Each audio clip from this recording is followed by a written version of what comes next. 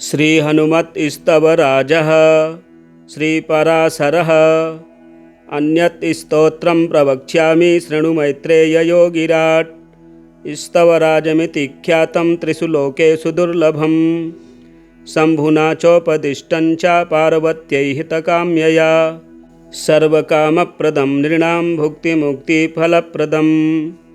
अस्य श्रीहनुमत्स्तवराजस्तोत्रमन्त्रस्य वसिष्ठभगवान् ऋषिः अनुष्टुप् छन्दः। श्रीहनुमान् देवता ह्रां बीजं ह्रीं शक्तिः ह्रूं कीलकं मम हनुमत्प्रसादसिद्ध्यर्थे जपे विनियोगः। अथ ऋष्यादिन्यासः। श्रीवसिष्ठभगवान् ऋषये नमः शिरसि। अनुष्टुप् छन्दसे नमः मुखे। श्रीहनुमान् देवतायै नमः हृदि। ह्रां बीजाय नमः गुह्ये। ह्रीं शक्तये नमः पादयोः। ह्रूं कीलकाय नमः नाभौ। मम श्रीहनुमत्प्रसादसिद्ध्यर्थे इति विनियोगाय नमः सर्वाङ्गे। इति ऋष्यादिन्यासः। अथ करन्यासः। ॐ अञ्जनासुताय अङ्गुष्ठाभ्यां नमः। ॐ रुद्रमूर्तये तर्जनीभ्यां नमः। ॐ वायुपुत्राय मध्यमाभ्यां नमः। ॐ अग्निगर्भाय अनामिकाभ्यां नमः। ॐ रामदूताय कनिष्ठिकाभ्यां नमः। ॐ पञ्चमुखहनुमते करतलकरपृष्ठाभ्यां नमः। इति करन्यासः। अथ षडङ्गन्यासः। ॐ अञ्जनासुताय हृदयाय नमः। ॐ रुद्रमूर्तये शिरसे स्वाहा। ॐ वायुपुत्राय शिखायै वषट्। ॐ अग्निगर्भाय कवचाय हुं।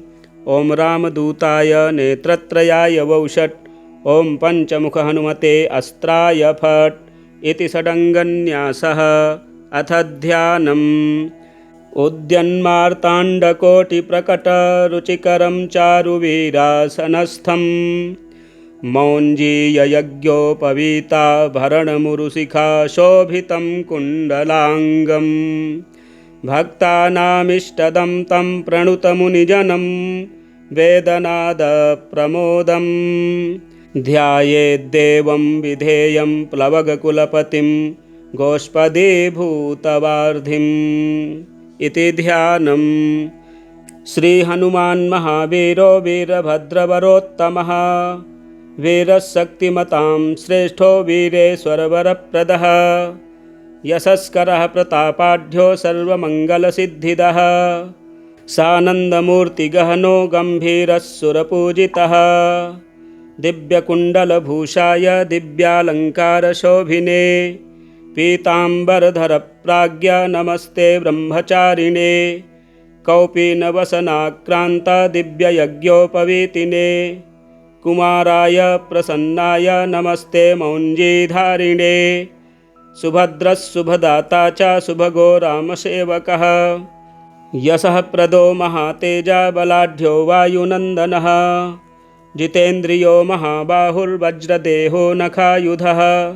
सुराध्यक्षो महाधुर्यः पावनः पवनात्मजः।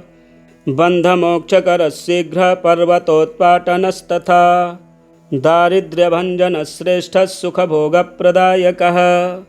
वायुजातो महातेजाः सूर्यकोटिसमप्रभः। सुप्रभादीप्तमद्भुतदिव्यतेजस्विने नमः।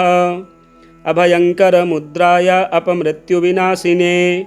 सङ्ग्रामे जयदात्रे च अविघ्नाय नमो नमः। तत्त्वज्ञानामृतानन्द ब्रह्मज्ञो ज्ञानपारगः। मेघनादप्रमोहाय हनुमद्ब्रह्मणे नमः। रुचाढ्यदीप्तबालार्कदिव्यरूपसुशोभितः। प्रसन्नवदनश्रेष्ठ हनुमन्ते नमो नमः। दुष्टग्रहविनाशश्च दैत्यदानवभञ्जनः। शाकिन्यादिभूतहन्त्रे नमोऽस्तु श्रीहनुमते। महाधैर्यमहाशौर्य महावीर्यमहाबल। अमेयविक्रमायैव हनुमन्वै नमोऽस्तु ते। दशग्रीवकृतान्ताय रक्षः कुलविनाशिने। ब्रह्मचर्यव्रतस्थाय महावीराय ते नमः। भैरवाय महोग्राय भीमविक्रमणाय च सर्वज्वरविनाशाय कालरूपाय ते नमः। सुभद्रद सुवर्णांग सुमंगल शुभंकर महाविक्रम सत्वाढ्य दिङ्मण्डल सुशोभित पवित्राय कपीन्द्राय नमस्ते पापहारिणे सुविद्य रामदूताय कपिवीराय ते नमः। तेजस्वी शत्रुहा वीरः वायुजस्संप्रभावनः सुन्दरो बलवान् शान्तः आञ्जनेय नमोऽस्तु ते। रामानन्दजयकर जानकी स्वासद प्रभो विष्णुभक्त महाप्राज्ञ पिङ्गाक्ष विजयप्रद राज्यप्रद सुमाङ्गल्यः सुभगो बुद्धिवर्धनः सर्वसम्पत्तिदात्रे च दिव्यतेजस्विने नमः।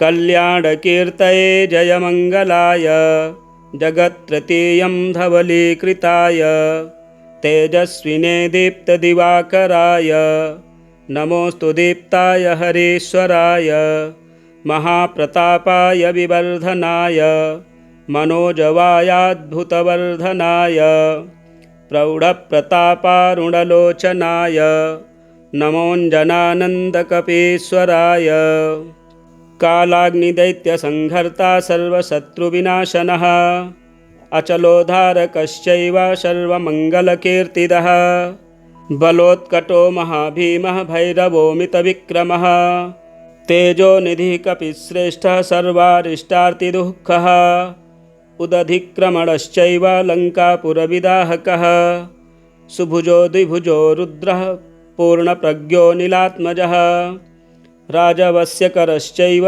जनवश्यं तथैव च सर्ववश्यं स्वभावस्यं नमस्ते मारुतात्मज महापराक्रमाक्रान्तः यक्षराक्षसमर्दनः सौमित्री प्राणदाता च सीताशोकविनाशनः रक्षोघ्नो अञ्जनासूनुश्च केसरी प्रियनन्दन सर्वार्थदायको वीरः मल्लवैरिविनाशनः सुमुखाय सुरेशाय शुभदाय शुभात्मने प्रभावाय सुभावाय नमस्ते मिततेजसे वायुजो वायुपुत्रश्व कपीन्द्रः पवनात्मजः वीरश्रेष्ठ महावीर शिवभद्र नमोऽस्तु ते भक्तप्रियाय वीराय वीरभद्राय ते नमः स्वभक्तजनपालाय भक्तोद्यानविहारिणे दिव्यमाला सुभूषाय दिव्यगन्धानुलेपिने श्रीप्रसन्नप्रसन्नाय सर्वसिद्धिप्रदो भव वातात्मजमिदं स्तोत्रं पवित्रं यः पठेन्नरः अचलां श्रियमाप्नोति पुत्रपौत्रादिवृद्धिदं धनधान्यसमृद्धिं च आरोग्यं पुष्टिवर्धनं बन्धमोक्षकरं शीघ्रं लभते वाञ्छितं फलं राज्यदं राजसन्मानं संग्रामे जयवर्धनं सुप्रसन्नो हनुमान् मे यशः श्रीजयकारकः सुप्रसन्नो हनुमान् मे यशः श्रीजयकारकः। श्रीपराशरसंहितायै हनुमत्स्तवराजस्तोत्रम संपूर्णम। इसी प्रकार के वीडियो देखने के लिए हमारे चैनल को सब्सक्राइब करें, वीडियो शेयर करें, लाइक करें। हनुमत मंगलाष्टकम। ओम गंगणपतये नमः। ओम श्री वागीश्वर्यै नमः। ओम श्री सोमेश्वराभ्यां नमः। ओम श्री सीतारामाभ्यां नमः। ओम श्री प्रसन्नाञ्जनेयाय नमः। भास्वद्वानररूपाय वायुपुत्राय धीमते अञ्जनीगर्भजाताय आञ्जनेयाय मङ्गलम्। सूर्यशिष्याय शूराय सूर्यकोटिप्रकाशिने सुरेन्द्रादिभिर्वन्द्याय आञ्जनेयाय मङ्गलम्। रामसुग्रीवसन्धात्रे रामायार्पितचेतसे रामनामैकनिष्ठाय राममित्राय मङ्गलम्। मनोजवेन गन्त्रे च समुद्रोल्लङ्घनाय च मैनाकार्चितपादाय रामदूताय मङ्गलम्। निर्जितसुरसायास्मै संहृतसिंहिकासवे, लङ्कडीगर्वभङ्गाय रामदूताय मङ्गलम्। हृतलङ्केशगर्वाय लङ्कादहनकारिणे, सीताशोकविनाशाय रामदूताय मङ्गलम्। भीभत्सरणरङ्गाय दुष्टदैत्यविनाशिने, रामलक्ष्मणवाहाय रामभृत्याय मङ्गलम्। धृतसञ्जीवहस्ताय कृतलक्ष्मणजीविने भृतलङ्कासुरार्ताय रामभटाय मङ्गलम् जानकी रामसन्धात्रे जानकीलादकारिणे हृत्प्रतिष्ठितरामाय रामदासाय मङ्गलम् रम्ये धर्मपुरी क्षेत्रे नृसिंहस्य च मन्दिरे विलसद्रामनिष्ठाय वायुपुत्राय मङ्गलम् गायन्तं राम रामेति भक्तं तं रक्षकाय च श्रीप्रसन्नाञ्जनेयाय वरदात्रे च मङ्गलम् विश्वलोकसुरक्षाय विश्वनाथनुताय च श्रीप्रसन्नाञ्जनेयाय वरदात्रे च मङ्गलम् हनुमत्मङ्गलाष्टकं सम्पूर्णम् पञ्चमुखी हनुमत्कवचं विनियोगः अस्य श्रीपञ्चमुखी हनुमत्कवच स्तोत्रमन्त्रस्य ब्रह्मा ऋषिः गायत्री छन्दः श्रीहनुमान् देवता राम बीजं मम शक्तिः चन्द्रः कीलकम् ॐ रौं कवचाय हुं हौं अस्त्राय फट् ॐ हरिमर्कटमर्कटाय स्वाहा ॐ नमो भगवते पञ्चवदनाय पूर्वकपिमुखाय सकलशत्रुसंहरणाय स्वाहा ॐ नमो भगवते पञ्चवदनाय दक्षिणमुखाय करालवदनाय नरसिंहाय सकलभूतप्रमथनाय स्वाहा ॐ नमो भगवते पञ्चवदनाय पश्चिममुखाय गरुडाननाय सकलविषहराय स्वाहा ॐ नमो भगवते पञ्चवदनाय उत्तरमुखाय आदिवराहाय सकलसम्पत्कराय स्वाहा ॐ नमो भगवते पञ्चवदनाय ऊर्ध्वमुखाय हयग्रीवाय सकलजनवशकराय स्वाहा न्यासाः अस्य श्रीपञ्चमुखी हनुमत्कवचस्तोत्रस्य श्रीरामचन्द्र ऋषिः अनुष्टुप् छन्दः श्रीरामचन्द्रो देवता सीता इति बीजं हनुमानिति शक्तिः हनुमत्प्रीत्यर्थे जपे विनियोगः पुनर्हनुमानिति बीजम् ॐ वायुपुत्राय इति शक्तिः अञ्जनासुतायेति कीलकम् श्रीरामचन्द्रवरप्रसादसिद्ध्यर्थे जपे विनियोगः ॐ अञ्जनासुताय अङ्गुष्ठाभ्यां नमः ॐ रुद्रमूर्तये तर्जनीभ्यां नमः ॐ वायुपुत्राय मध्यमाभ्यां नमः ॐ अग्निगर्भाय अनामिकाभ्यां नमः ॐ रामदूताय कनिष्ठिकाभ्यां नमः ॐ सीताशोकनिवारणाय करतलकरपृष्ठाभ्यां नमः ॐ अञ्जनासुताय हृदयाय नमः ॐ रुद्रमूर्तये शिरसे स्वाहा ॐ वायुपुत्राय शिखायै वषट् ॐ अग्निगर्भाय कवचाय हुं ॐ रामदूताय नेत्रत्रयाय वौषट् ॐ पञ्चमुखी हनुमते अस्त्राय फट् ॐ पञ्चमुखी हनुमते स्वाहा इति दिग्बन्धः ध्यानम् वन्दे वानरनारसिंहखगराड् क्रोशाश्ववक्त्रान्वितं दिव्यालङ्करणं त्रिपञ्चनयनं देदीप्यमानं रुचा हस्ताब्जैरसिकेटपुस्तकसुधा कुम्भाङ्कुशाद्रिं हलं खट्वाङ्गं फणिभूरुहं दशभुजं सर्वारिवीरापहं श्रीरामदूताय आञ्जनेयाय वायुपुत्राय महाबलाय सीताशोकनिवारणाय महाबलप्रचण्डाय लङ्कापुरीदहनाय फाल्गुनसखाय कोलाहलसकलब्रह्माण्डविश्वरूपाय सप्तसमुद्रान्तराललङ्घिताय पिङ्गलनयनायामितविक्रमाय सूर्यबिम्बफलसेवाधिष्ठितपराक्रमाय सञ्जीवन्या अङ्गदलक्ष्मणमहाकपिसैन्यप्राणदात्रे दशग्रीवविध्वंसनाय रामेष्टाय सीतासहित रामचन्द्रवरप्रसादाय षट्प्रयोगागम पंचमुखी हनुमत्मन्त्रजपे विनियोगः। ॐ हरिमर्कटमर्कटाय स्वाहा। ॐ हरिमर्कटमर्कटाय वं वं वं वं वं वौषट् स्वाहा। ॐ हरिमर्कटमर्कटाय फं फं फं फं फं फट् स्वाहा। ॐ हरिमर्कटमर्कटाय खं खं खं खं खं मारणाय स्वाहा। ॐ हरिमर्कटमर्कटाय ठं ठं ठं ठं ठं अस्तम्भनाय स्वाहा। ॐ हरिमर्कटमर्कटाय डं डं डं डं डं आकर्षणाय सकलसम्पत्कराय पंचमुखी वीरहनुमते स्वाहा। उच्चाटने ॐ ढं ढं ढं ढं ढं कूर्ममूर्तये पंचमुखी हनुमते परयन्त्रतन्त्रोच्चाटनाय स्वाहा।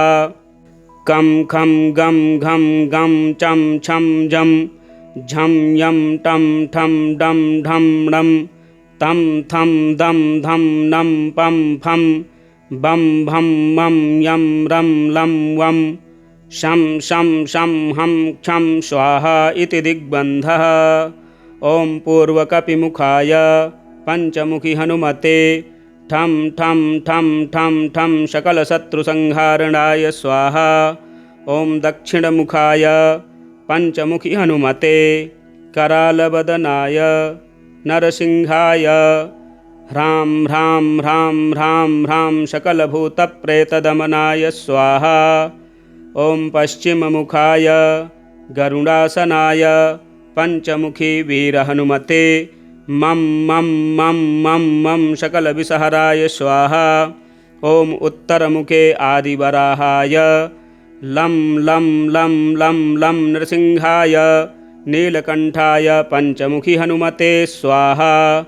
ॐ अंजनासुताय वायुपुत्राय महाबलाय रामेष्टफाल्गुनसखाय सीताशोकनिवारणाय लक्ष्मणप्राणरक्षकाय कपिसैन्यप्रकाशाय दशग्रीवाभिमानदहनाय श्रीरामचन्द्रवरप्रसादकाय महावीर्याय प्रथमब्रह्माण्डनायकाय पंचमुखी हनुमते भूतप्रेतपिशाच ब्रह्मराक्षस शाकिनी डाकिनी अंतरिक्षगृह परयंत्र परतंत्र सर्वग्रहोच्चाटनाय सकलशत्रुसंहरणाय पंचमुखी हनुमद्वरप्रसादाय सर्वरक्षकाय जं जं जं जं स्वाहा।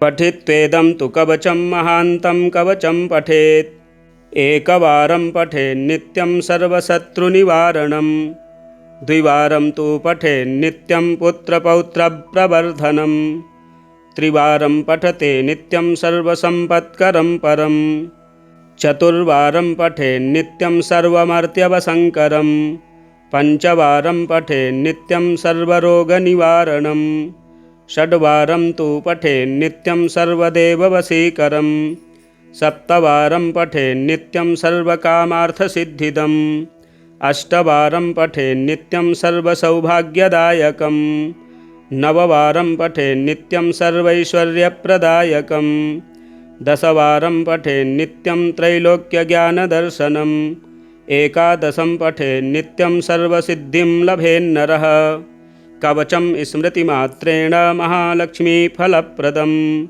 तस्माच्च प्रयतां भाव्यं कार्यं हनुमतः प्रियं तस्माच्च प्रयता भाव्यं कार्यं हनुमतः प्रियं।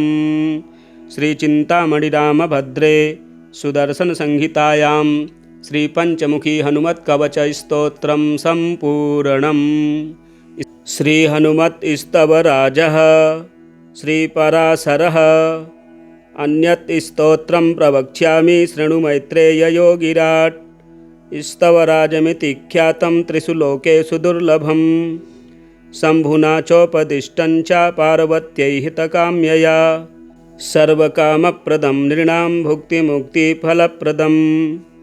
अस्य श्रीहनुमत्स्तवराजस्तोत्रमन्त्रस्य वसिष्ठभगवान् ऋषिः अनुष्टुप् छन्दः श्रीहनुमान् देवता ह्रां बीजं ह्रीं शक्तिः ह्रूं कीलकं मम हनुमत्प्रसादसिद्ध्यर्थे जपे विनियोगः।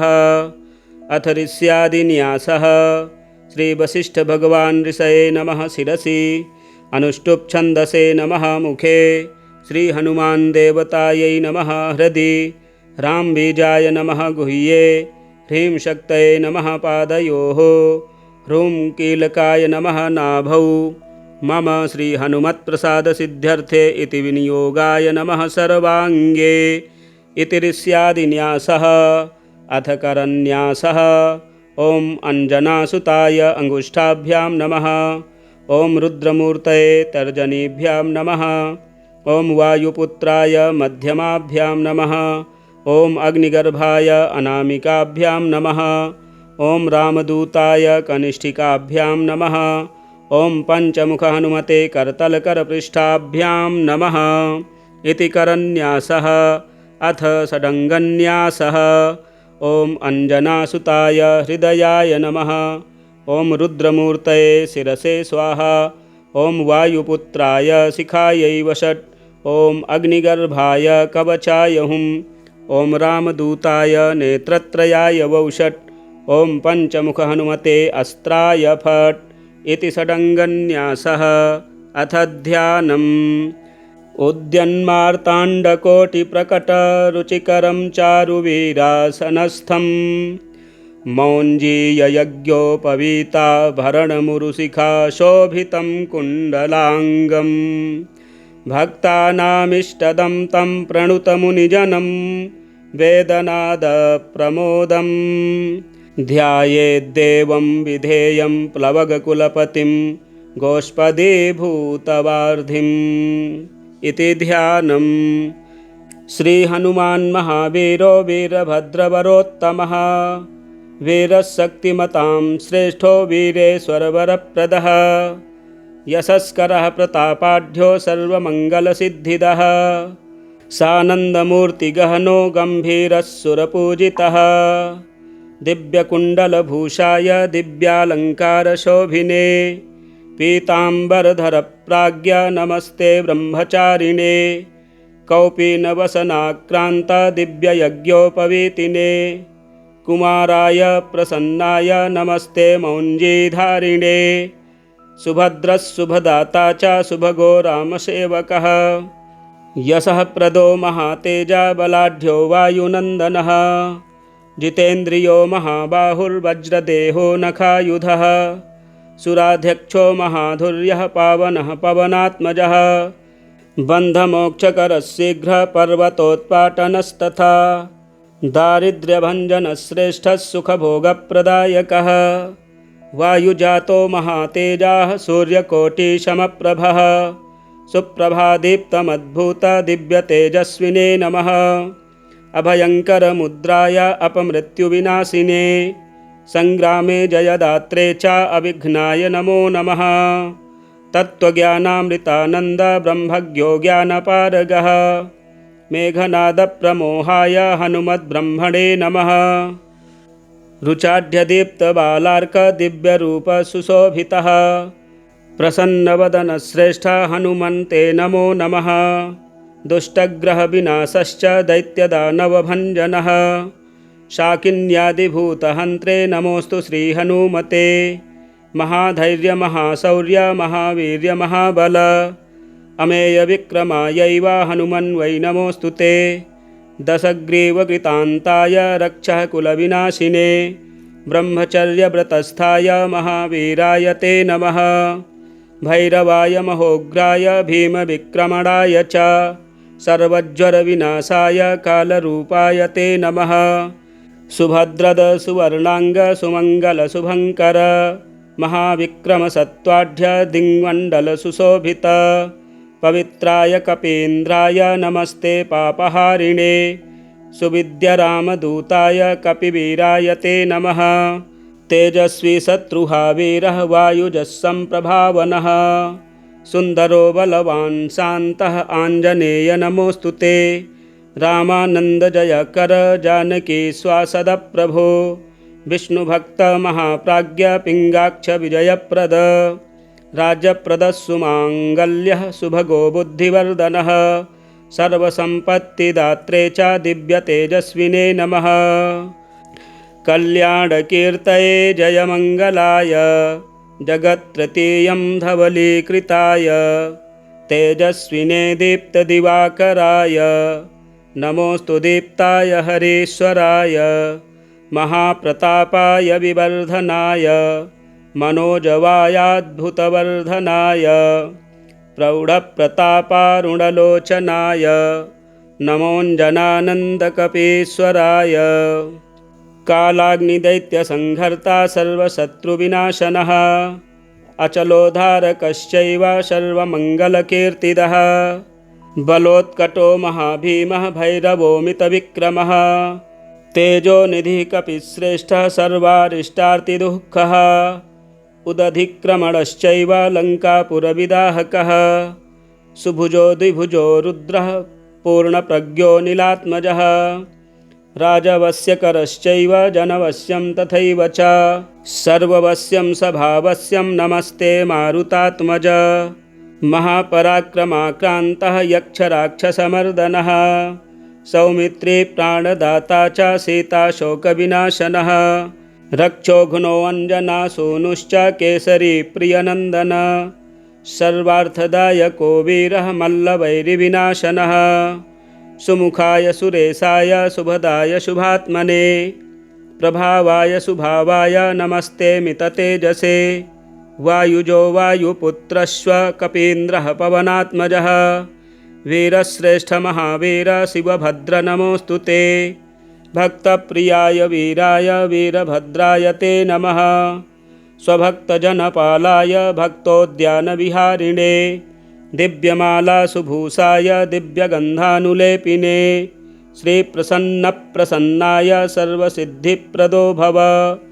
वातात्मजमिदं स्तोत्रं पवित्रं यः पठेन्नरः अचलां श्रियमाप्नोति पुत्रपौत्रादिवृद्धिदं धनधान्यसमृद्धिं च आरोग्यं पुष्टिवर्धनं बन्धमोक्षकरं शीघ्रं लभते वाञ्छितं फलं राज्यदं राजसन्मानं संग्रामे जयवर्धनं सुप्रसन्नो हनुमान् मे यशः श्रीजयकारकः सुप्रसन्नो हनुमान् मे यशः श्रीजयकारकः। श्रीपराशरसंहितायै हनुमत्स्तवराजस्तोत्रम संपूर्णम। इसी प्रकार के वीडियो देखने के लिए हमारे चैनल को सब्सक्राइब करें, वीडियो शेयर करें, लाइक करें। हनुमत्मंगलाष्टकम्। ओम गंगणपतये नमः। ओम श्री वागीश्वर्यै नमः। ओम श्री सोमेश्वराभ्यां नमः। ओम श्री सीतारामाभ्यां नमः। ओम श्री प्रसन्नाञ्जनेयाय नमः। भास्वद्वानररूपाय वायुपुत्राय धीमते अञ्जनीगर्भजाताय आञ्जनेयाय मङ्गलम्।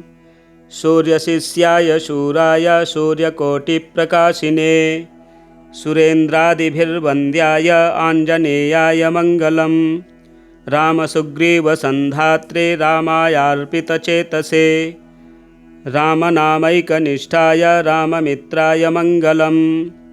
मनोजवेन गन्त्रे च समुद्रोल्लङ्घनाय च मैनाकार्चितपादाय रामदूताय मङ्गलम्। निर्जितसुरसायास्मै संहृतसिंहिकासवे लङ्कडीगर्वभङ्गाय रामदूताय मङ्गलम्।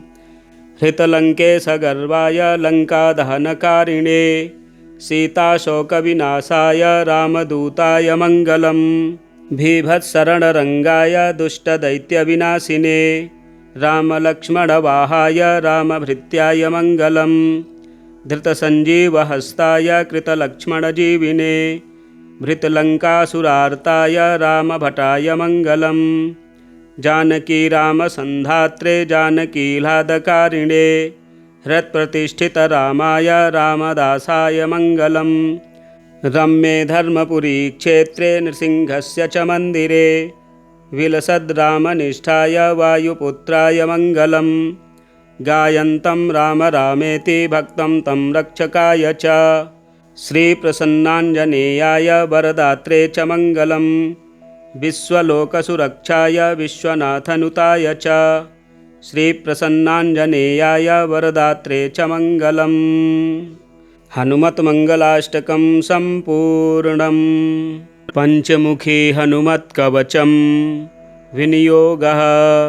अस्य श्रीपञ्चमुखी हनुमत्कवच स्तोत्रमन्त्रस्य ब्रह्मा ऋषिः, गायत्री छन्दः, श्रीहनुमान् देवता, राम बीजं, मम शक्तिः, चन्द्रः कीलकम्। ॐ रौं कवचाय हुं, हौं अस्त्राय फट्, ॐ हरिमर्कटमर्कटाय स्वाहा। ॐ नमो भगवते पञ्चवदनाय पूर्वकपिमुखाय सकलशत्रुसंहरणाय स्वाहा। ॐ नमो भगवते पञ्चवदनाय दक्षिणमुखाय करालवदनाय नरसिंहाय सकलभूतप्रमथनाय स्वाहा। ॐ नमो भगवते पञ्चवदनाय पश्चिममुखाय गरुडाननाय सकलविषहराय स्वाहा। ॐ नमो भगवते पञ्चवदनाय उत्तरमुखाय आदिवराहाय सकलसम्पत्कराय स्वाहा। ॐ नमो भगवते पञ्चवदनाय ऊर्ध्वमुखाय हयग्रीवाय सकलजनवशकराय स्वाहा। न्यासाः। अस्य श्रीपञ्चमुखी हनुमत्कवचस्तोत्रस्य श्रीरामचन्द्र ऋषिः अनुष्टुप् छन्दः। श्रीरामचन्द्रो देवता, सीता इति बीजं, हनुमानिति शक्तिः। हनुमत्प्रीत्यर्थे जपे विनियोगः। पुनर्हनुमानिति बीजं। ॐ वायुपुत्राय इति शक्तिः। अञ्जनासुतायेति कीलकं। श्रीरामचन्द्रवरप्रसादसिद्ध्यर्थे जपे विनियोगः। ॐ अञ्जनासुताय अङ्गुष्ठाभ्यां नमः। ॐ रुद्रमूर्तये तर्जनीभ्यां नमः। ॐ वायुपुत्राय मध्यमाभ्यां नमः। ॐ अग्निगर्भाय अनामिकाभ्यां नमः।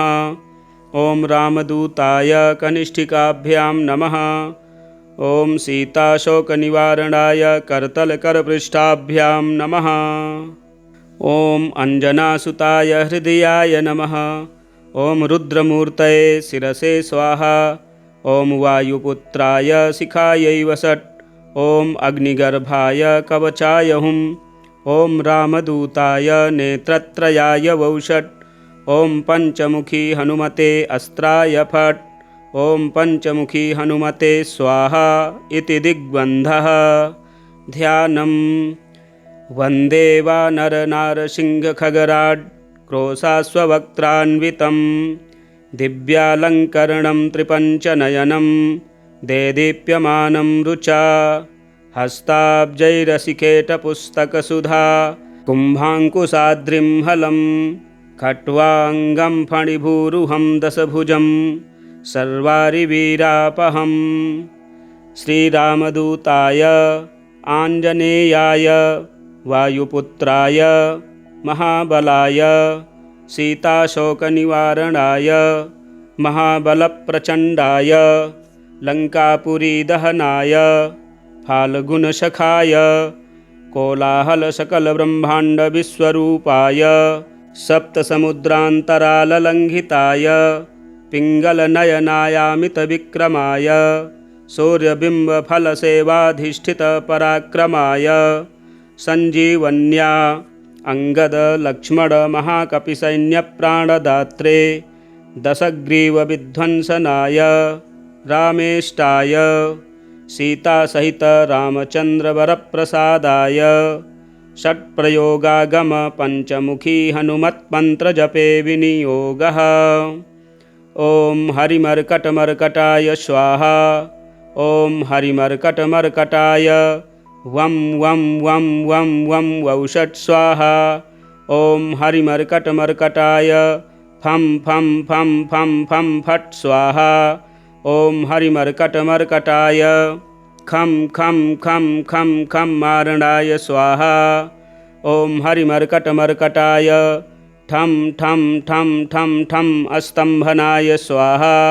ॐ हरिमर्कटमर्कटाय डं डं डं डं डं आकर्षणाय सकलसम्पत्कराय पंचमुखी वीरहनुमते स्वाहा। उच्चाटने ॐ ढं ढं ढं ढं ढं कूर्ममूर्तये पंचमुखी हनुमते परयन्त्रतन्त्रोच्चाटनाय स्वाहा। कं खं गं घं गं चं छं जं झं यं टं ठं डं ढं णं तं थं दं धं नं पं फं बं भं मं यं रं लं वं शं शं शं हं क्षं स्वाहा इति दिग्बन्धः। ॐ पूर्वकपिमुखाय पंचमुखी हनुमते ठं ठं ठं ठं ठं सकलशत्रुसंहारणाय स्वाहा। ॐ दक्षिणमुखाय पंचमुखी हनुमते करालवदनाय नरसिंहाय ह्रां ह्रां ह्रां ह्रां ह्रां सकलभूतप्रेतदमनाय स्वाहा। ॐ पश्चिममुखाय गरुडासनाय पंचमुखी वीरहनुमते मं मं मं मं मं सकलविषहराय स्वाहा। ॐ उत्तरमुखे आदिवराहाय लं लं लं लं लं नृसिंहाय नीलकण्ठाय पंचमुखी हनुमते स्वाहा। ॐ अंजनासुताय वायुपुत्राय महाबलाय रामेष्टफाल्गुनसखाय सीताशोकनिवारणाय लक्ष्मणप्राणरक्षकाय कपिसैन्यप्रकाशाय दशग्रीवाभिमानदहनाय श्रीरामचन्द्रवरप्रसादकाय महावीर्याय प्रथम ब्रह्माण्डनायकाय पंचमुखी हनुमते भूतप्रेतपिशाच ब्रह्मराक्षस शाकिनी डाकिनी अंतरिक्षगृह परयंत्र परतंत्र सर्वग्रहोच्चाटनाय सकलशत्रुसंहरणाय पंचमुखी हनुमद्वरप्रसादाय सर्वरक्षकाय जं जं जं जं स्वाहा। पठित्वेदं तु कवचं महान्तं कवचं पठेत् एकवारं पठेन्नित्यं सर्वशत्रुनिवारणं द्विवारं तु पठेन्नित्यं पुत्रपौत्रप्रवर्धनं त्रिवारं पठते नित्यं सर्वसम्पत्करं परं चतुर्वारं पठेन्नित्यं सर्वमर्त्यवसङ्करं पंचवारं पठेन्नित्यं सर्वरोगनिवारणं षड्वारं तु पठेन्नित्यं सर्वदेववशीकरं सप्तवारं पठेन्नित्यं सर्वकामार्थसिद्धिदम् अष्टवारं पठेन्नित्यं सर्वसौभाग्यदायकं नववारं पठेन्नित्यं सर्वैश्वर्यप्रदायकं दशवारं पठेन्नित्यं त्रैलोक्यज्ञानदर्शनम् एकादशं पठेन्नित्यं सर्वसिद्धिं लभेन्नरः कवचं स्मृतिमात्रेण महालक्ष्मीफलप्रदं तस्माच्च प्रयतां भाव्यं कार्यं हनुमतः प्रियं तस्माच्च प्रयता भाव्यं कार्यं हनुमतः प्रियं। श्रीचिन्तामणिरामभद्रे सुदर्शनसंहितायां श्रीपंचमुखी हनुमत्कवचस्तोत्रं सम्पूर्णम्। श्रीहनुमत्स्तवराजः श्रीपराशरः अन्यत् स्तोत्रं प्रवक्ष्यामि शृणु मैत्रेययोगिराट् स्तवराजमिति ख्यातं त्रिषु लोकेषु दुर्लभं शम्भुना चोपदिष्टं च पार्वत्यै हितकाम्यया सर्वकामप्रदं नृणां भुक्तिमुक्तिफलप्रदम्। अस्य श्रीहनुमत्स्तवराजस्तोत्रमन्त्रस्य वसिष्ठभगवान् ऋषिः अनुष्टुप् छन्दः श्रीहनुमान् देवता ह्रां बीजं ह्रीं शक्तिः ह्रूं कीलकं मम हनुमत्प्रसादसिद्ध्यर्थे जपे विनियोगः।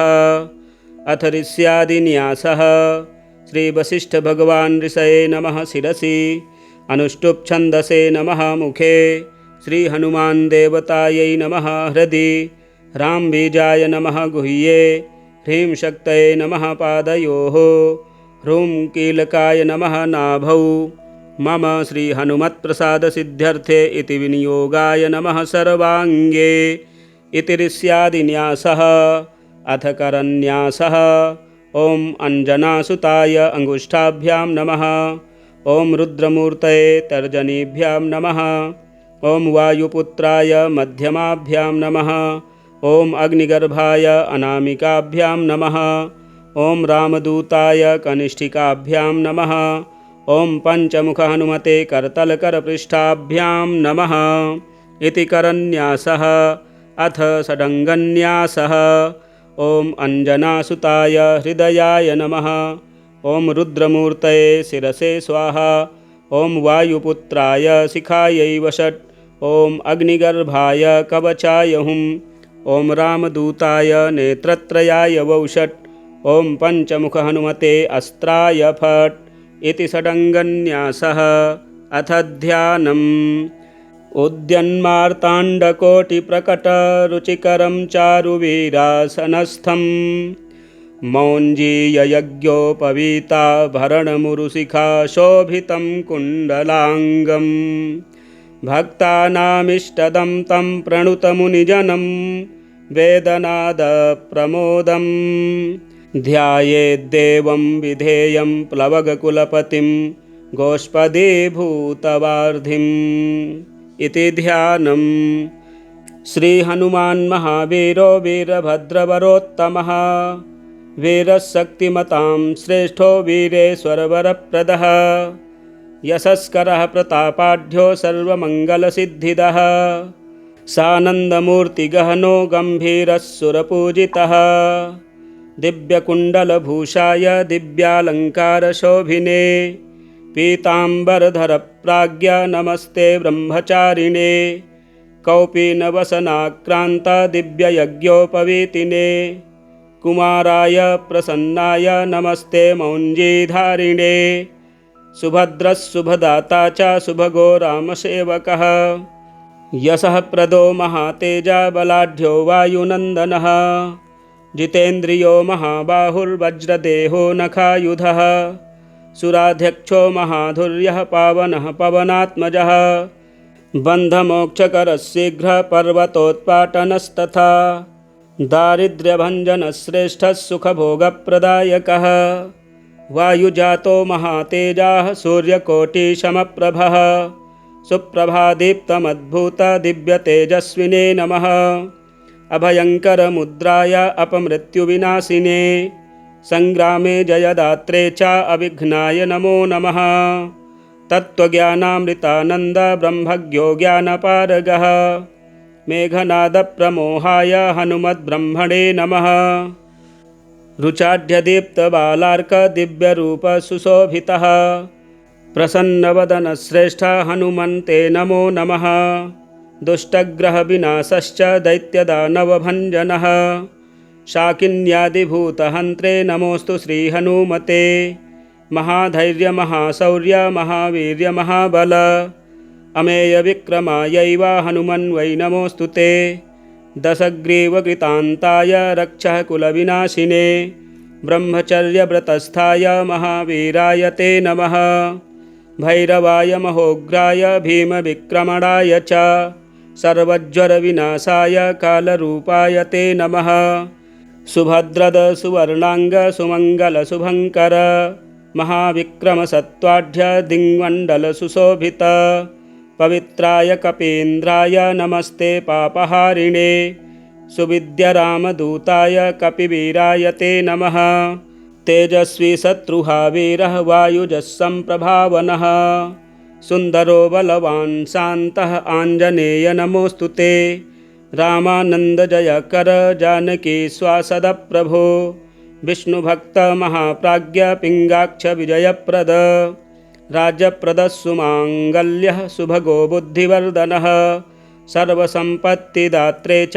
दिव्यतेजस्विने नमः कल्याणकीर्तये जयमङ्गलाय जगत्तृतीयं धवलीकृताय तेजस्विने दीप्तदिवाकराय नमोऽस्तु दीप्ताय हरीश्वराय महाप्रतापाय विवर्धनाय मनोजवायाद्भुतवर्धनाय प्रौढप्रतापारुणलोचनाय नमोऽञ्जनानन्दकपीश्वराय कालाग्निदैत्यसंहर्ता सर्वशत्रुविनाशनः अचलोद्धारकश्चैव सर्वमङ्गलकीर्तिदः बलोत्कटो महाभीमः भैरवोऽमितविक्रमः तेजोनिधिः कपिश्रेष्ठः सर्वारिष्टार्तिदुःखः उदधिक्रमणश्चैव लङ्कापुरविदाहकः सुभुजो द्विभुजो रुद्रः पूर्णप्रज्ञो नीलात्मजः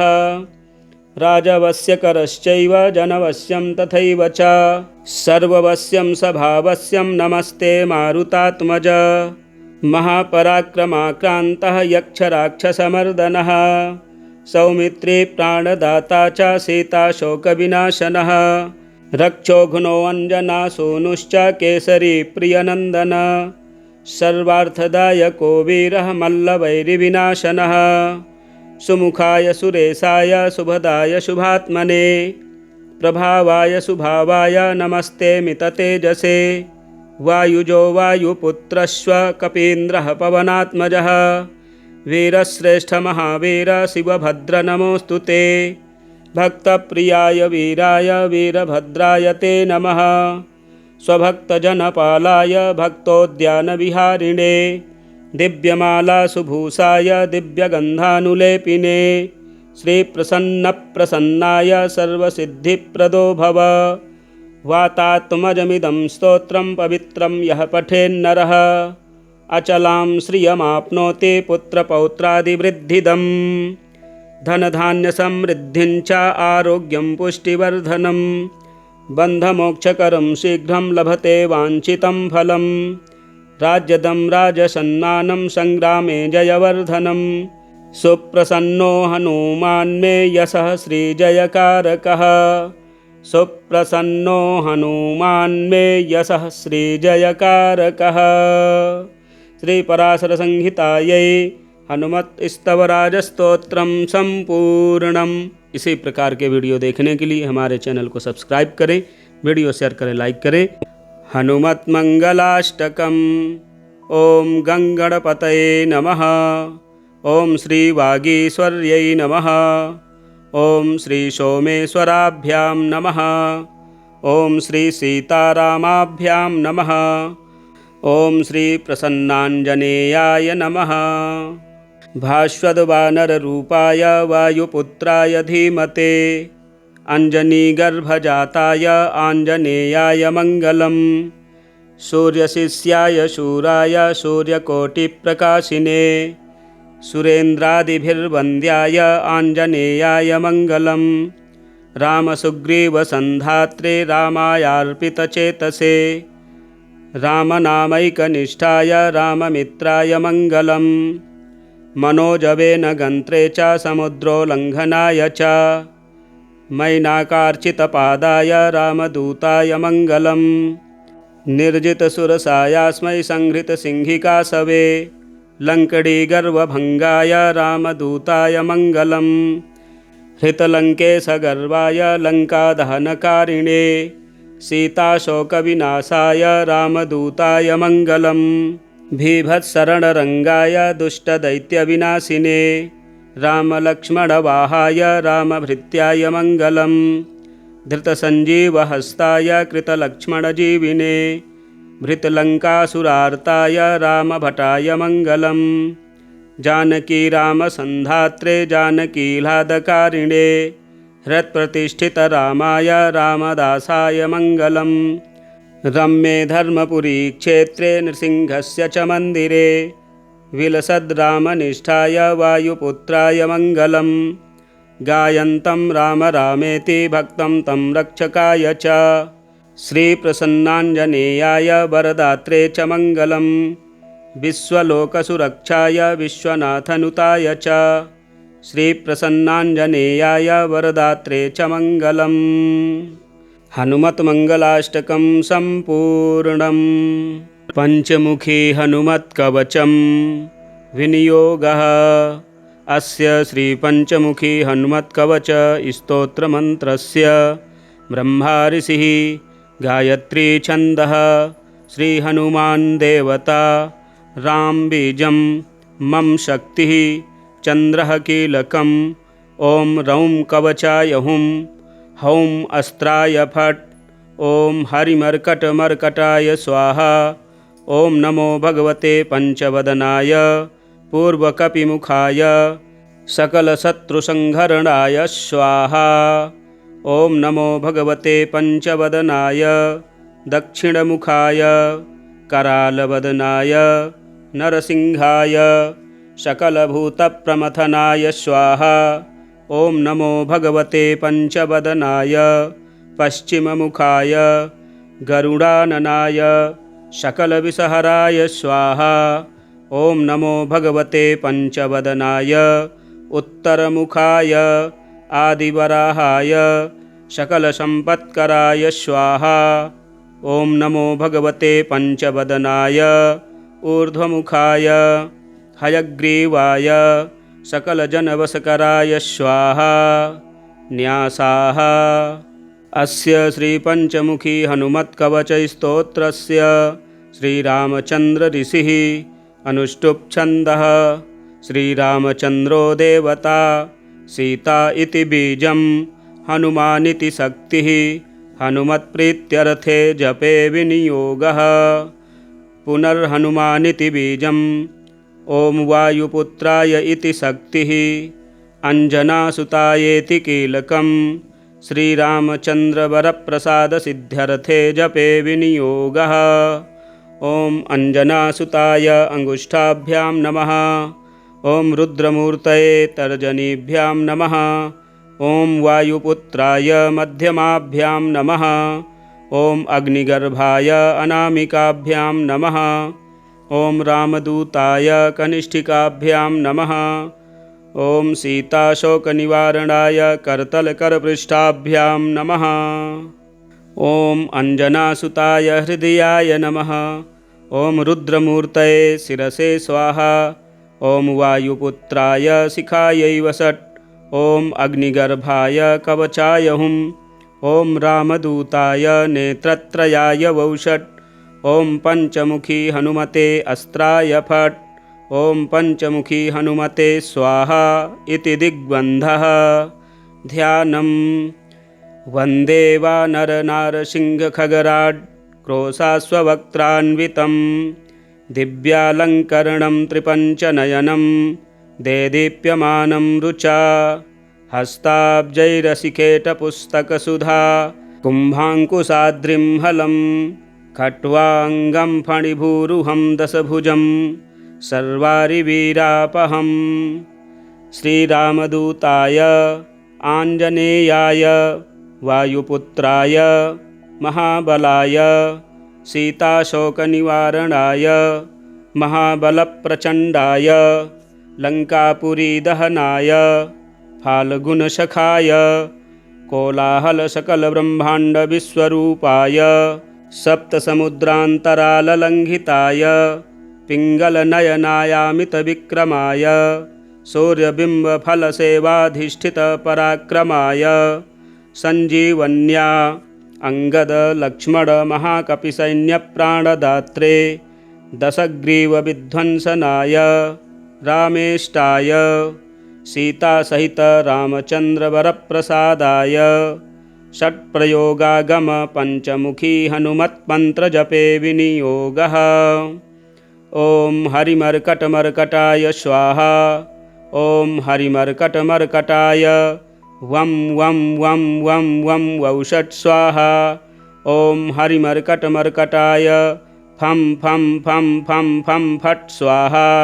ॐ हरिमर्कटमर्कटाय खं खं खं खं खं मारणाय स्वाहा। ॐ हरिमर्कटमर्कटाय ठं ठं ठं ठं ठं अस्तम्भनाय स्वाहा। ॐ हरिमर्कटमर्कटाय डं डं डं डं डं आकर्षणाय सकलसम्पत्कराय पंचमुखी वीरहनुमते स्वाहा। उच्चाटने ॐ ढं ढं ढं ढं ढं कूर्ममूर्तये पंचमुखी हनुमते परयन्त्रतन्त्रोच्चाटनाय स्वाहा। कं खं गं घं गं चं छं जं झं यं टं ठं डं ढं णं तं थं दं धं नं पं फं बं भं मं यं रं लं वं शं शं शं हं क्षं स्वाहा इति दिग्बन्धः। ॐ पूर्वकपिमुखाय पञ्चमुखि हनुमते ठं ठं ठं ठं ठं सकलशत्रुसंहारणाय स्वाहा। ॐ दक्षिणमुखाय पञ्चमुखि हनुमते करालवदनाय नरसिंहाय ह्रां ह्रां ह्रां ह्रां ह्रां सकलभूतप्रेतदमनाय स्वाहा। ॐ पश्चिममुखाय गरुडासनाय पञ्चमुखी वीरहनुमते मं मं मं मं मं सकलविषहराय स्वाहा। ॐ उत्तरमुखे आदिवराहाय लं लं लं लं लं नृसिंहाय नीलकण्ठाय पञ्चमुखि हनुमते स्वाहा। ॐ अञ्जनासुताय वायुपुत्राय महाबलाय रामेष्टफाल्गुनसखाय सीताशोकनिवारणाय लक्ष्मणप्राणरक्षकाय कपिसैन्यप्रकाशाय दशग्रीवाभिमानदहनाय श्रीरामचन्द्रवरप्रसादकाय महावीर्याय प्रथमब्रह्माण्डनायकाय पञ्चमुखी हनुमते भूतप्रेतपिशाच ब्रह्मराक्षस शाकिनी डाकिनी अन्तरिक्षगृह परयन्त्र परतन्त्र सर्वग्रहोच्चाटनाय सकलशत्रुसंहरणाय पञ्चमुखि हनुमद्वरप्रसादाय सर्वरक्षकाय जं जं जं जं स्वाहा। पठित्वेदं तु कवचं महान्तं कवचं पठेत् एकवारं पठेन्नित्यं सर्वशत्रुनिवारणं द्विवारं तु पठेन्नित्यं पुत्रपौत्रप्रवर्धनं त्रिवारं पठते नित्यं सर्वसम्पत्करं परं चतुर्वारं पठेन्नित्यं सर्वमर्त्यवसङ्करं पञ्चवारं पठेन्नित्यं सर्वरोगनिवारणं षड्वारं तु पठेन्नित्यं सर्वदेववशीकरं सप्तवारं पठेन्नित्यं सर्वकामार्थसिद्धिदम् अष्टवारं पठेन्नित्यं सर्वसौभाग्यदायकं नववारं पठेन्नित्यं सर्वैश्वर्यप्रदायकं दशवारं पठेन्नित्यं त्रैलोक्यज्ञानदर्शनम् एकादशं पठेन्नित्यं सर्वसिद्धिं लभेन्नरः कवचं स्मृतिमात्रेण महालक्ष्मीफलप्रदं तस्माच्च प्रयतां भाव्यं कार्यं हनुमतः प्रियं तस्माच्च प्रयता भाव्यं कार्यं हनुमतः प्रियं। श्रीचिन्तामणिरामभद्रे सुदर्शनसंहितायां श्रीपञ्चमुखी हनुमत्कवचस्तोत्रं सम्पूर्णम्। श्रीहनुमत्स्तवराजः श्रीपराशरः अन्यत् स्तोत्रं प्रवक्ष्यामि शृणु मैत्रेययोगिराट् स्तवराजमिति ख्यातं त्रिषु लोकेषु दुर्लभं शम्भुना चोपदिष्टं च पार्वत्यै हितकाम्यया सर्वकामप्रदं नृणां भुक्तिमुक्तिफलप्रदम्। अस्य श्रीहनुमत्स्तवराजस्तोत्रमन्त्रस्य वसिष्ठभगवान् ऋषिः अनुष्टुप् छन्दः श्रीहनुमान् देवता ह्रां बीजं ह्रीं शक्तिः ह्रूं कीलकं मम हनुमत्प्रसादसिद्ध्यर्थे जपे विनियोगः। अथ ऋष्यादिन्यासः श्रीवसिष्ठभगवान् ऋषये नमः शिरसि अनुष्टुप् छन्दसे नमः मुखे श्रीहनुमान् देवतायै नमः हृदि ह्रां बीजाय नमः गुह्ये ह्रीं शक्तये नमः पादयोः ह्रूं कीलकाय नमः नाभौ मम श्रीहनुमत्प्रसादसिद्ध्यर्थे इति विनियोगाय नमः सर्वाङ्गे इति ऋष्यादिन्यासः। अथ करन्यासः ॐ अञ्जनासुताय अङ्गुष्ठाभ्यां नमः ॐ रुद्रमूर्तये तर्जनीभ्यां नमः ॐ वायुपुत्राय मध्यमाभ्यां नमः ॐ अग्निगर्भाय अनामिकाभ्यां नमः ॐ रामदूताय कनिष्ठिकाभ्यां नमः ॐ पंचमुख हनुमते करतलकरपृष्ठाभ्यां नमः इति करन्यासः। अथ षडङ्गन्यासः। ॐ अञ्जनासुताय हृदयाय नमः। ॐ रुद्रमूर्तये शिरसे स्वाहा। ॐ वायुपुत्राय शिखायै वषट्। ॐ अग्निगर्भाय कवचाय हुं। ॐ रामदूताय नेत्रत्रयाय वौषट्। ॐ पंचमुख हनुमते अस्त्राय फट् इति षडङ्गन्यासः। अथ ध्यानम्।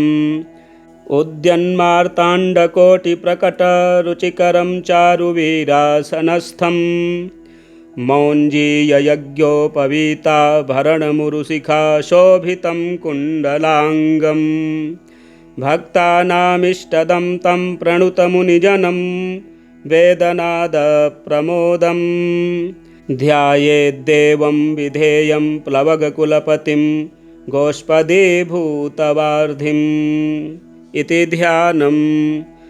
श्रीहनुमान् महावीरो वीरभद्रवरोत्तमः वीरशक्तिमतां श्रेष्ठो वीरेश्वरवरप्रदः यशस्करः प्रतापाढ्यो सर्वमङ्गलसिद्धिदः सानन्दमूर्तिगहनो गम्भीरः सुरपूजितः दिव्यकुण्डलभूषाय दिव्यालङ्कारशोभिने पीताम्बरधरप्राज्ञ नमस्ते ब्रह्मचारिणे कौपीनवसनाक्रान्त दिव्ययज्ञोपवीतिने कुमाराय प्रसन्नाय नमस्ते मौञ्जीधारिणे सुभद्रस्सुभदाता च सुभगो रामसेवकः यशः प्रदो महातेजा बलाढ्यो वायुनन्दनः जितेन्द्रियो महाबाहुर्वज्रदेहो नखायुधः सुराध्यक्षो महाधुर्यः पावनः पवनात्मजः बन्धमोक्षकरः शीघ्रः पर्वतोत्पाटनस्तथा दारिद्र्यभञ्जनः श्रेष्ठः सुखभोगप्रदायकः वायुजातो महातेजाः सूर्यकोटिसमप्रभः सुप्रभादीप्तमद्भुतदिव्यतेजस्विने नमः अभयङ्करमुद्राय अपमृत्युविनाशिने संग्रामे जयदात्रे च अविघ्नाय नमो नमः तत्त्वज्ञानामृतानन्द ब्रह्मज्ञो ज्ञानपारगः मेघनादप्रमोहाय हनुमद्ब्रह्मणे नमः रुचाढ्यदीप्तबालार्कदिव्यरूपसुशोभितः प्रसन्नवदनश्रेष्ठ हनुमन्ते नमो नमः दुष्टग्रहविनाशश्च दैत्यदानवभञ्जनः शाकिन्यादिभूतहन्त्रे नमोऽस्तु श्रीहनुमते महाधैर्य महाशौर्य महावीर्य महाबल अमेयविक्रमायैव हनुमन्वै नमोऽस्तु ते दशग्रीवकृतान्ताय रक्षः कुलविनाशिने ब्रह्मचर्यव्रतस्थाय महावीराय ते नमः भैरवाय महोग्राय भीमविक्रमणाय च सर्वज्वरविनाशाय कालरूपाय ते नमः सुभद्रद सुवर्णांग सुमंगल शुभंकर महाविक्रम सत्वाढ्य दिङ्मण्डल सुशोभित पवित्राय कपीन्द्राय नमस्ते पापहारिणे सुविद्य रामदूताय कपिवीराय ते नमः तेजस्वी शत्रुहा वीरः वायुजस्सम्प्रभावनः सुन्दरो बलवान् शान्तः आञ्जनेय नमोऽस्तु ते रामानन्दजयकर जानकी स्वासद प्रभो विष्णुभक्त महाप्राज्ञ पिङ्गाक्ष विजयप्रद राज्यप्रदः सुमाङ्गल्यः सुभगो बुद्धिवर्धनः सर्वसम्पत्तिदात्रे च दिव्यतेजस्विने नमः कल्याणकीर्तये जयमङ्गलाय जगत्तृतीयं धवलीकृताय तेजस्विने दीप्तदिवाकराय नमोऽस्तु दीप्ताय हरीश्वराय महाप्रतापाय विवर्धनाय मनोजवायाद्भुतवर्धनाय प्रौढप्रतापारुणलोचनाय नमोऽञ्जनानन्दकपीश्वराय कालाग्निदैत्यसंहर्ता सर्वशत्रुविनाशनः अचलोद्धारकश्चैव सर्वमङ्गलकीर्तिदः बलोत्कटो महाभीमः भैरवोमितविक्रमः तेजोनिधिः कपिश्रेष्ठः सर्वारिष्टार्तिदुःखः उदधिक्रमणश्चैव लङ्कापुरविदाहकः सुभुजो द्विभुजो रुद्रः पूर्णप्रज्ञो नीलात्मजः राजवस्य करश्चैव जनवश्यं तथैव च सर्ववश्यं स्वभावस्यं नमस्ते मारुतात्मज महापराक्रमाक्रान्तः यक्षराक्षसमर्दनः सौमित्री प्राणदाता च सीताशोकविनाशनः रक्षोघ्नोऽञ्जनासूनुश्च केसरी प्रियनन्दन सर्वार्थदायको वीरः मल्लवैरिविनाशनः सुमुखाय सुरेशाय शुभदाय शुभात्मने प्रभावाय सुभावाय नमस्ते मिततेजसे वायुजो वायुपुत्रश्व कपीन्द्रः पवनात्मजः वीरश्रेष्ठ महावीर शिवभद्र नमोऽस्तु ते भक्तप्रियाय वीराय वीरभद्राय ते नमः स्वभक्तजनपालाय भक्तोद्यानविहारिणे दिव्यमाला सुभूषाय दिव्यगन्धानुलेपिने श्रीप्रसन्नप्रसन्नाय सर्वसिद्धिप्रदो भव वातात्मजमिदं स्तोत्रं पवित्रं यः पठेन्नरः अचलां श्रियमाप्नोति पुत्रपौत्रादिवृद्धिदं धनधान्यसमृद्धिं च आरोग्यं पुष्टिवर्धनं बन्धमोक्षकरं शीघ्रं लभते वाञ्छितं फलं राज्यदं राजसन्मानं संग्रामे जयवर्धनं सुप्रसन्नो हनुमान् मे यशः श्रीजयकारकः सुप्रसन्नो हनुमान् मे यशः श्रीजयकारकः।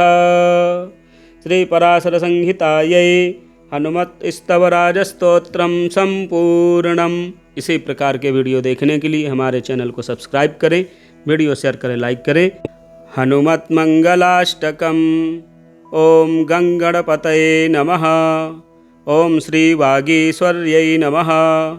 ओम श्री सोमेश्वराभ्यां नमः। ओम श्री सीतारामाभ्यां नमः। ओम श्री प्रसन्नाञ्जनेयाय नमः। भास्वद्वानररूपाय वायुपुत्राय धीमते अञ्जनीगर्भजाताय आञ्जनेयाय मङ्गलम्। सूर्यशिष्याय शूराय सूर्यकोटिप्रकाशिने सुरेन्द्रादिभिर्वन्द्याय आञ्जनेयाय मङ्गलम्। रामसुग्रीवसन्धात्रे रामायार्पितचेतसे रामनामैकनिष्ठाय राममित्राय मङ्गलम्। मनोजवेन गन्त्रे च समुद्रोल्लङ्घनाय च मैनाकार्चितपादाय रामदूताय मङ्गलम्। निर्जितसुरसायास्मै संहृतसिंहिकासवे लङ्कडीगर्वभङ्गाय रामदूताय मङ्गलम्। हृतलङ्केशगर्वाय लङ्कादहनकारिणे सीताशोकविनाशाय रामदूताय मङ्गलम्। भीभत्सरणरङ्गाय दुष्टदैत्यविनाशिने रामलक्ष्मणवाहाय रामभृत्याय मङ्गलम्। धृतसञ्जीवहस्ताय कृतलक्ष्मणजीविने भृतलङ्कासुरार्ताय रामभटाय मङ्गलम्। जानकी रामसन्धात्रे जानकीह्लादकारिणे हृत्प्रतिष्ठितरामाय रामदासाय मङ्गलम्। रम्ये धर्मपुरी क्षेत्रे नृसिंहस्य च मन्दिरे विलसद्रामनिष्ठाय वायुपुत्राय मङ्गलम्। गायन्तं राम रामेति भक्तं तं रक्षकाय च श्रीप्रसन्नाञ्जनेयाय वरदात्रे च मङ्गलम्। विश्वलोकसुरक्षाय विश्वनाथनुताय च श्रीप्रसन्नाञ्जनेयाय वरदात्रे च मङ्गलम्। हनुमत्मङ्गलाष्टकं सम्पूर्णम्।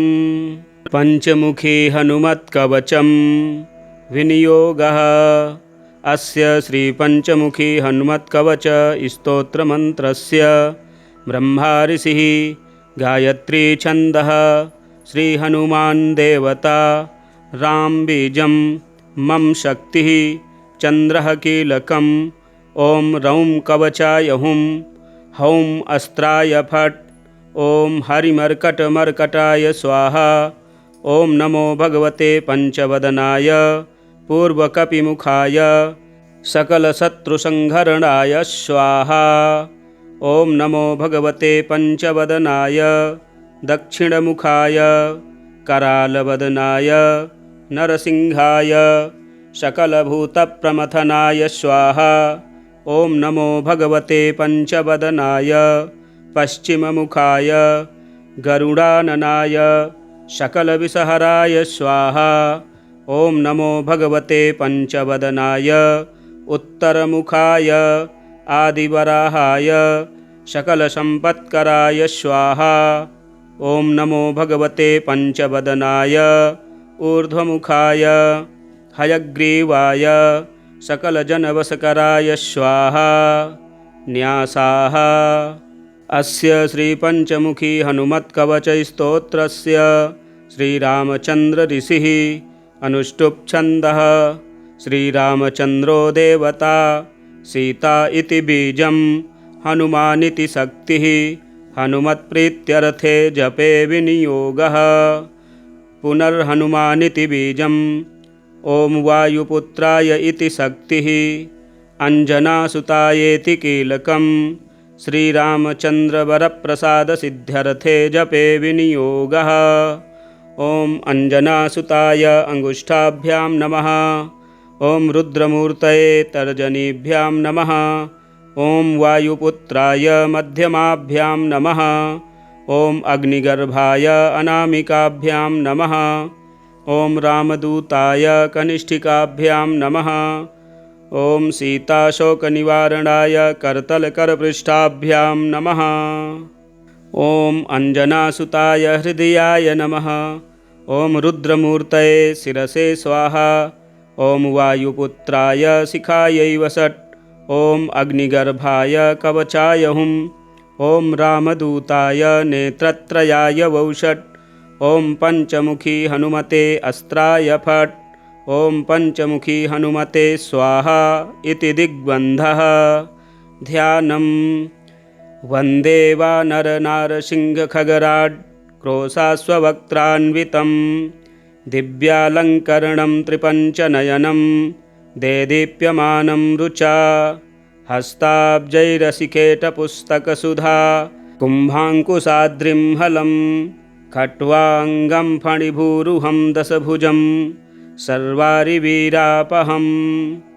श्रीरामदूताय आञ्जनेयाय वायुपुत्राय महाबलाय सीताशोकनिवारणाय महाबलप्रचण्डाय लङ्कापुरीदहनाय फाल्गुनसखाय कोलाहलसकलब्रह्माण्डविश्वरूपाय सप्तसमुद्रान्तराललङ्घिताय पिङ्गलनयनायामितविक्रमाय सूर्यबिम्बफलसेवाधिष्ठितपराक्रमाय सञ्जीवन्या अङ्गदलक्ष्मणमहाकपिसैन्यप्राणदात्रे दशग्रीवविध्वंसनाय रामेष्टाय सीतासहित रामचन्द्रवरप्रसादाय षट्प्रयोगागम पञ्चमुखी हनुमत्मन्त्रजपे विनियोगः।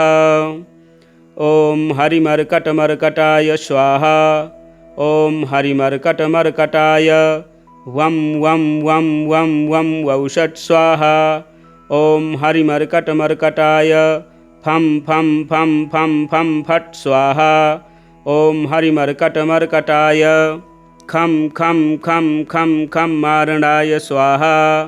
ॐ हरिमर्कटमर्कटाय ठं ठं ठं ठं ठं अस्तम्भनाय स्वाहा। ॐ हरिमर्कटमर्कटाय डं डं डं डं डं आकर्षणाय सकलसम्पत्कराय पञ्चमुखी वीरहनुमते स्वाहा। उच्चाटने ॐ ढं ढं ढं ढं ढं कूर्ममूर्तये पञ्चमुखी हनुमते परयन्त्रतन्त्रोच्चाटनाय स्वाहा। कं खं गं घं गं चं छं जं झं यं टं ठं डं ढं णं तं थं दं धं नं पं फं बं भं मं यं रं लं वं शं शं शं हं क्षं स्वाहा इति दिग्बन्धः। ॐ पूर्वकपिमुखाय पञ्चमुखी हनुमते ठं ठं ठं ठं ठं सकलशत्रुसंहारणाय स्वाहा। ॐ दक्षिणमुखाय पञ्चमुखि हनुमते करालवदनाय नरसिंहाय ह्रां ह्रां ह्रां ह्रां ह्रां सकलभूतप्रेतदमनाय स्वाहा। ॐ पश्चिममुखाय गरुडासनाय पञ्चमुखी वीरहनुमते मं मं मं मं मं सकलविषहराय स्वाहा। ॐ उत्तरमुखे आदिवराहाय लं लं लं लं लं नृसिंहाय नीलकण्ठाय पञ्चमुखी हनुमते स्वाहा। ॐ अञ्जनासुताय वायुपुत्राय महाबलाय रामेष्टफाल्गुनसखाय सीताशोकनिवारणाय लक्ष्मणप्राणरक्षकाय कपिसैन्यप्रकाशाय दशग्रीवाभिमानदहनाय श्रीरामचन्द्रवरप्रसादकाय महावीर्याय प्रथमब्रह्माण्डनायकाय पञ्चमुखी हनुमते भूतप्रेतपिशाच ब्रह्मराक्षस शाकिनी डाकिनी अन्तरिक्षगृह परयन्त्र परतन्त्र सर्वग्रहोच्चाटनाय सकलशत्रुसंहरणाय पञ्चमुखी हनुमद्वरप्रसादाय सर्वरक्षकाय जं जं जं जं स्वाहा।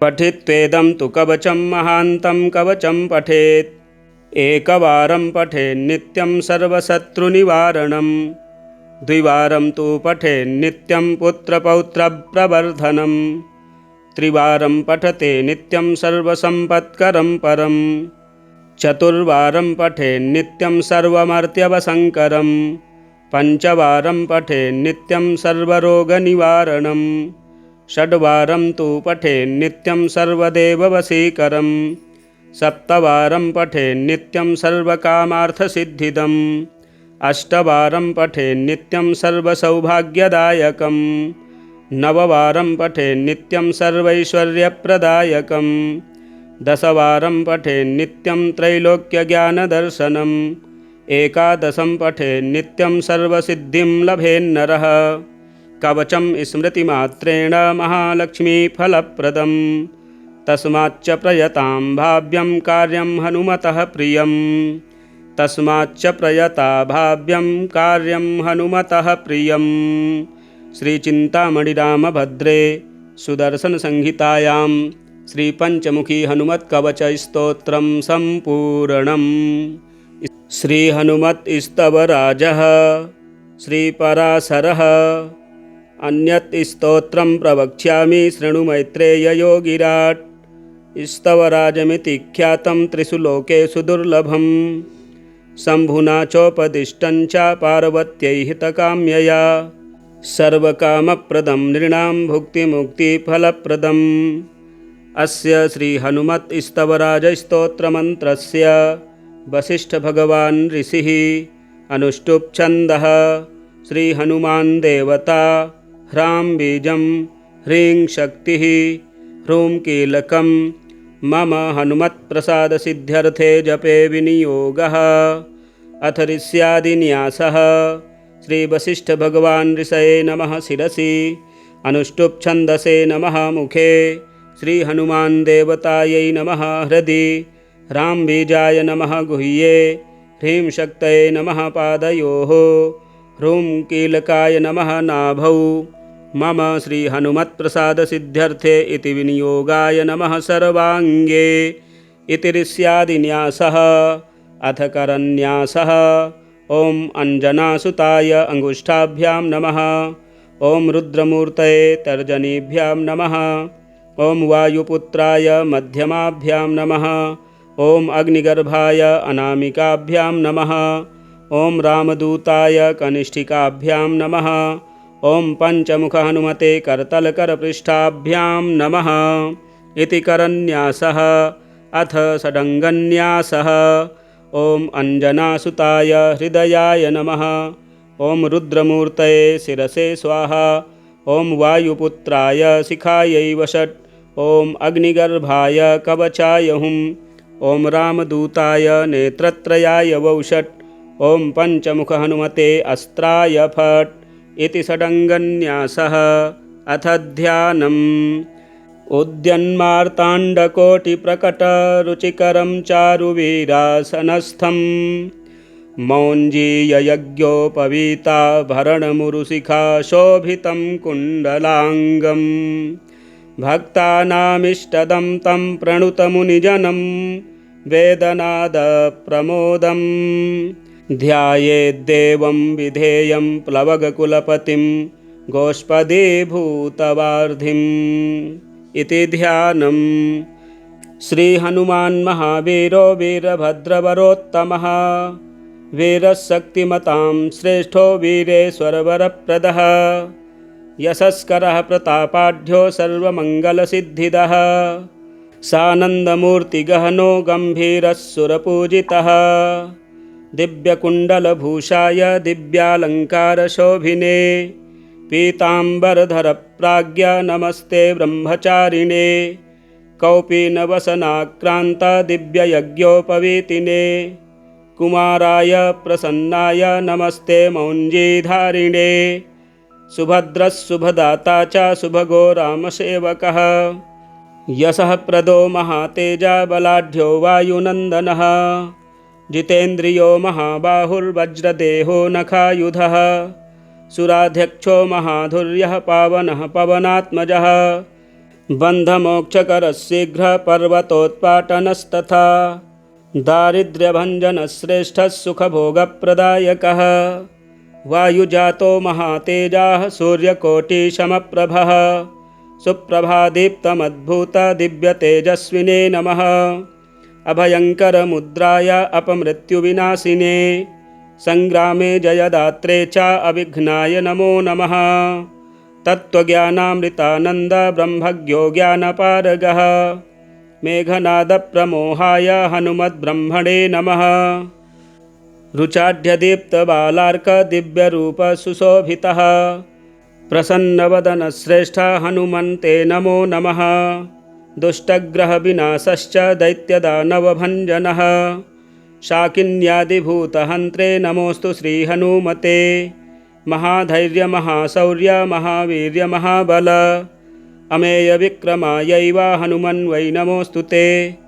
दशग्रीवकृतान्ताय रक्षः कुलविनाशिने ब्रह्मचर्यव्रतस्थाय महावीराय ते नमः भैरवाय महोग्राय भीमविक्रमणाय च सर्वज्वरविनाशाय कालरूपाय ते नमः सुभद्रद सुवर्णांग सुमंगल शुभंकर महाविक्रम सत्वाढ्य दिङ्मण्डल सुशोभित पवित्राय कपीन्द्राय नमस्ते पापहारिणे सुविद्यरामदूताय कपिवीराय ते नमः तेजस्वी शत्रुहा वीरः वायुजस्सम्प्रभावनः सुन्दरो बलवान् शान्तः आञ्जनेय नमोऽस्तु ते रामानन्दजयकर जानकी स्वासदप्रभो विष्णुभक्त महाप्राज्ञ पिङ्गाक्ष विजयप्रद राज्यप्रदः सुमाङ्गल्यः सुभगो बुद्धिवर्धनः सर्वसम्पत्तिदात्रे च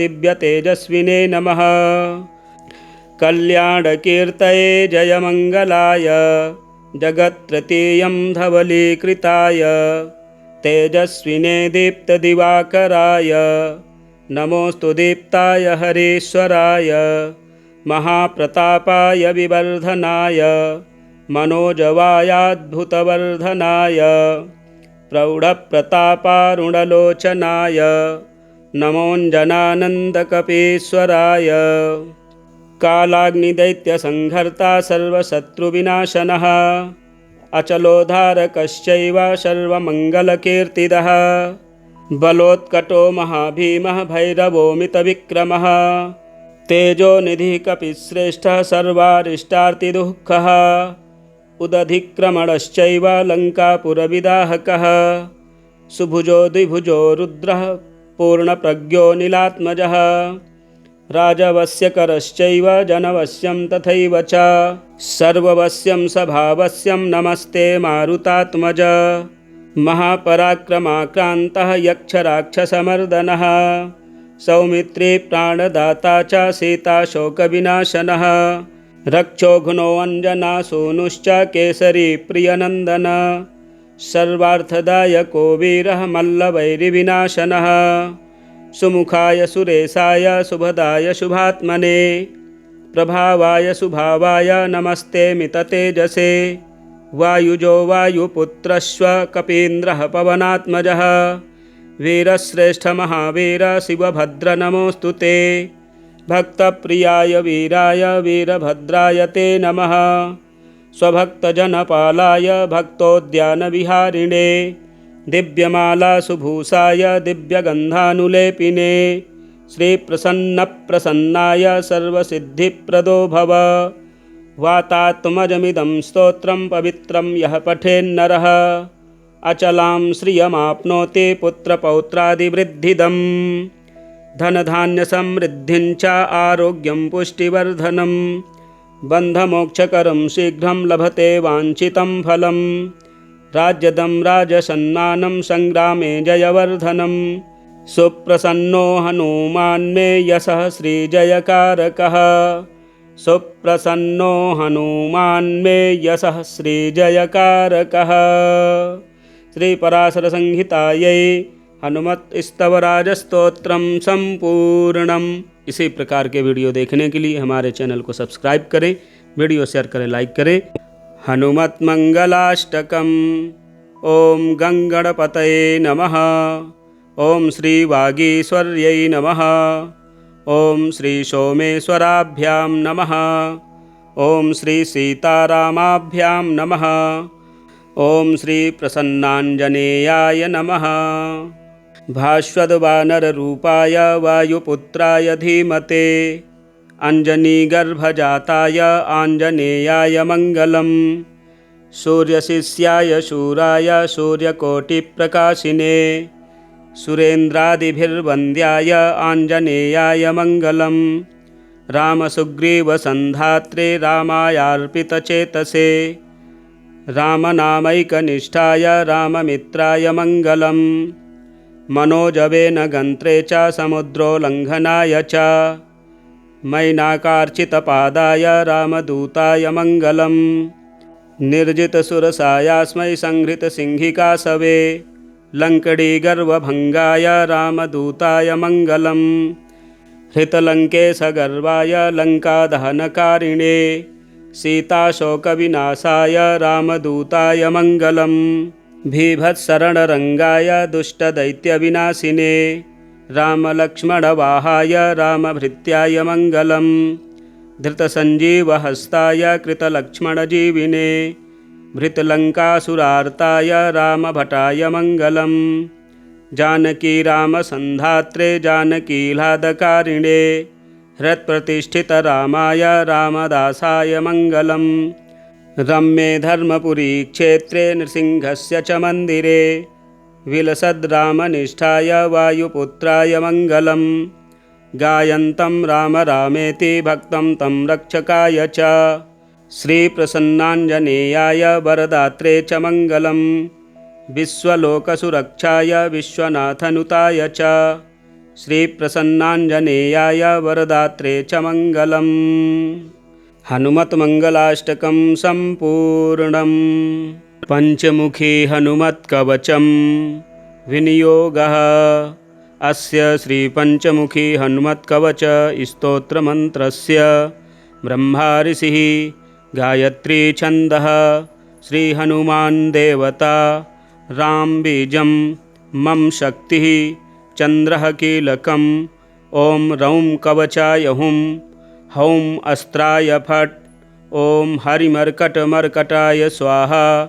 ॐ नमो भगवते पंचवदनाय पूर्वकपिमुखाय सकलशत्रुसंहरणाय स्वाहा। ॐ नमो भगवते पंचवदनाय दक्षिणमुखाय करालवदनाय नरसिंहाय सकलभूतप्रमथनाय स्वाहा। ॐ नमो भगवते पंचवदनाय पश्चिममुखाय गरुडाननाय सकलविषहराय स्वाहा। ॐ नमो भगवते पंचवदनाय उत्तरमुखाय आदिवराहाय सकलसम्पत्कराय स्वाहा। ॐ नमो भगवते पंचवदनाय ऊर्ध्वमुखाय हयग्रीवाय सकलजनवशकराय स्वाहा न्यासाः। अस्य श्रीपञ्चमुखी हनुमत्कवचस्तोत्रस्य श्रीरामचन्द्रऋषिः अनुष्टुप्छन्दः। श्रीरामचन्द्रो देवता सीता इति बीजं हनुमानिति शक्तिः हनुमत्प्रीत्यर्थे जपे विनियोगः। पुनर्हनुमानिति बीजं ॐ वायुपुत्राय इति शक्तिः अंजनासुतायेति कीलकं श्रीरामचन्द्रवरप्रसादसिद्ध्यर्थे जपे विनियोगः। ॐ अंजनासुताय अंगुष्ठाभ्यां नमः। ॐ रुद्रमूर्तये तर्जनीभ्यां नमः। ॐ वायुपुत्राय मध्यमाभ्यां नमः। ॐ अग्निगर्भाय अनामिकाभ्यां नमः। ॐ रामदूताय कनिष्ठिकाभ्यां नमः। ॐ सीताशोकनिवारणाय करतलकरपृष्ठाभ्यां नमः। ॐ अंजनासुताय हृदयाय नमः। ॐ रुद्रमूर्तये शिरसे स्वाहा। ॐ वायुपुत्राय शिखायै वषट्। ॐ अग्निगर्भाय कवचाय हुम्। ॐ रामदूताय नेत्रत्रयाय वौषट्। ॐ पंचमुखी हनुमते अस्त्राय फट्। ॐ पंचमुखी हनुमते स्वाहा इति दिग्बन्धः। ध्यानम् वन्दे वानरनारसिंहखगराड् क्रोशाश्ववक्त्रान्वितं दिव्यालङ्करणं त्रिपञ्चनयनं देदीप्यमानं रुचा हस्ताब्जैरसिकेटपुस्तकसुधा कुम्भाङ्कुशाद्रिं हलं खट्वाङ्गं फणिभूरुहं दशभुजं सर्वारिवीरापहं। श्रीरामदूताय आञ्जनेयाय वायुपुत्राय महाबलाय सीताशोकनिवारणाय महाबलप्रचण्डाय लङ्कापुरीदहनाय फाल्गुनसखाय कोलाहलसकलब्रह्माण्डविश्वरूपाय सप्तसमुद्रान्तराललङ्घिताय पिङ्गलनयनायामितविक्रमाय सूर्यबिम्बफलसेवाधिष्ठितपराक्रमाय सञ्जीवन्या अङ्गदलक्ष्मणमहाकपिसैन्यप्राणदात्रे दशग्रीवविध्वंसनाय रामेष्टाय सीतासहित रामचन्द्रवरप्रसादाय षट्प्रयोगागम पंचमुखी हनुमत्मन्त्रजपे विनियोगः। ॐ हरिमर्कटमर्कटाय स्वाहा। ॐ हरिमर्कटमर्कटाय वं वं वं वं वं वौषट् स्वाहा। ॐ हरिमर्कटमर्कटाय फं फं फं फं फं फट् स्वाहा। ॐ हरिमर्कटमर्कटाय खं खं खं खं खं मारणाय स्वाहा। ॐ हरिमर्कटमर्कटाय ठं ठं ठं ठं ठं अस्तम्भनाय स्वाहा। ॐ हरिमर्कटमर्कटाय डं डं डं डं डं आकर्षणाय सकलसम्पत्कराय पंचमुखी वीरहनुमते स्वाहा। उच्चाटने ॐ ढं ढं ढं ढं ढं कूर्ममूर्तये पंचमुखी हनुमते परयन्त्रतन्त्रोच्चाटनाय स्वाहा। कं खं गं घं गं चं छं जं झं यं टं ठं डं ढं णं तं थं दं धं नं पं फं बं भं मं यं रं लं वं शं शं शं हं क्षं स्वाहा इति दिग्बन्धः। ॐ पूर्वकपिमुखाय पंचमुखी हनुमते ठं ठं ठं ठं ठं सकलशत्रुसंहारणाय स्वाहा। ॐ दक्षिणमुखाय पंचमुखी हनुमते करालवदनाय नरसिंहाय ह्रां ह्रां ह्रां ह्रां ह्रां सकलभूतप्रेतदमनाय स्वाहा। ॐ पश्चिममुखाय गरुडासनाय पंचमुखी वीरहनुमते मं मं मं मं मं सकलविषहराय स्वाहा। ॐ उत्तरमुखे आदिवराहाय लं लं लं लं लं नृसिंहाय नीलकण्ठाय पञ्चमुखी हनुमते स्वाहा।